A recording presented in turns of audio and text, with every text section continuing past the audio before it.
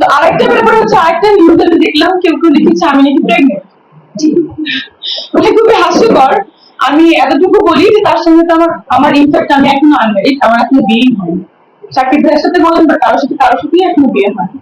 So pregnant হওয়ার বিয়ে না হলেও প্রেগনেন্ট হওয়া যায়, বাট আমাদের সমাজ সেটা মানবে না। সো আমি প্রেগনেন্ট কোনোভাবেই না।